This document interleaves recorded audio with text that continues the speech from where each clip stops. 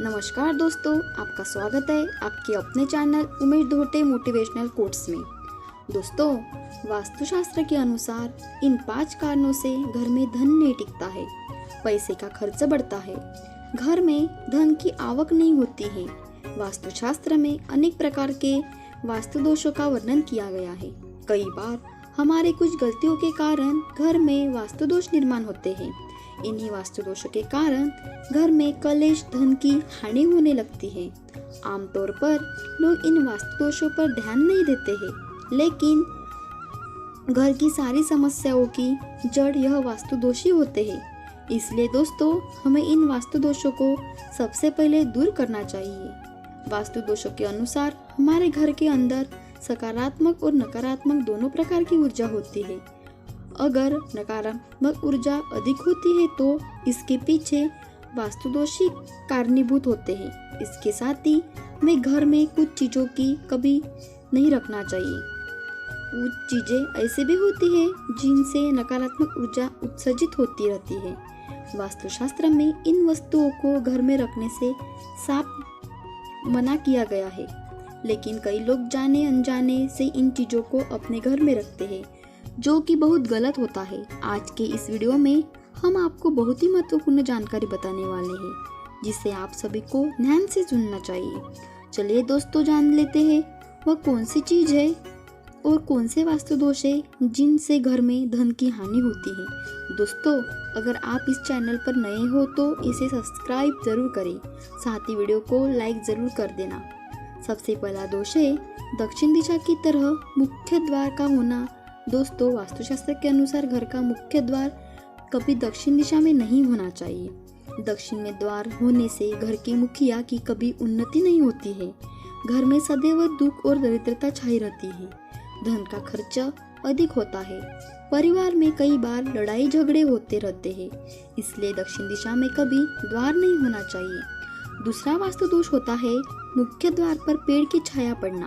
अगर आपके मुख्य द्वार पर किसी वृक्ष की छाया पड़ती है तो इससे छायावेद का निर्माण होता है, और छायावेद को वास्तुशास्त्र में बहुत ही हानिकारक माना जाता है।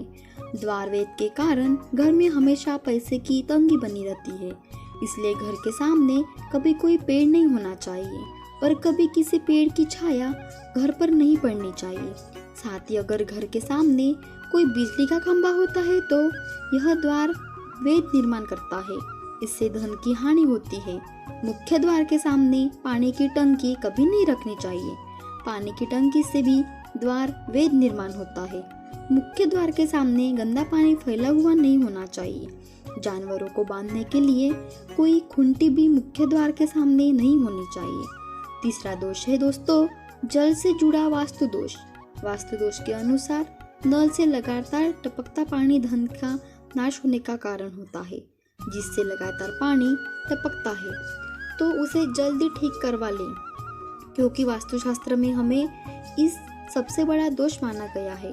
चौथा वास्तु दोष निर्माण होता है दूसरों के कारण। अगर घर की दीवारें पर दरारें हैं अथवा दरवाजे में भी दरारें दिखाई देती है तो इन दरारों के कारण भी दो निर्माण होते हैं। वास्तुशास्त्र के अनुसार घर में किसी भी प्रकार की दरारें अथवा छेद नहीं होने चाहिए। दरारें नकारात्मक ऊर्जा निर्माण करती हैं। साथ ही मुख्य द्वार को खोल दे अथवा बंद करते समय आवाज नहीं आनी चाहिए। इससे सर्ववेद निर्माण होता है। सर्ववेद के कारण घर में कलेश पड़ता है।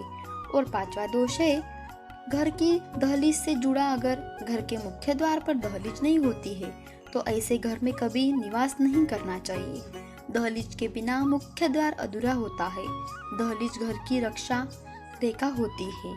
किसी भी प्रकार की नकारात्मक शक्ति इस दहलीज को पार नहीं कर सकती, क्योंकि दहलीज पर शुभ चिन्ह बनाए जाते हैं। दहलीज के बिना घर असुरक्षित होता है। ऐसे घर में सदैव नकारात्मक शक्तियों का वास होता है।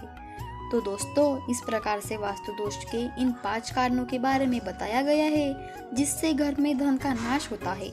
उम्मीद है आपको यह जानकारी अच्छी लगी होगी। वीडियो को लाइक जरूर करें, साथ ही चैनल को सब्सक्राइब जरूर करें। आप सभी का बहुत दिल से धन्यवाद।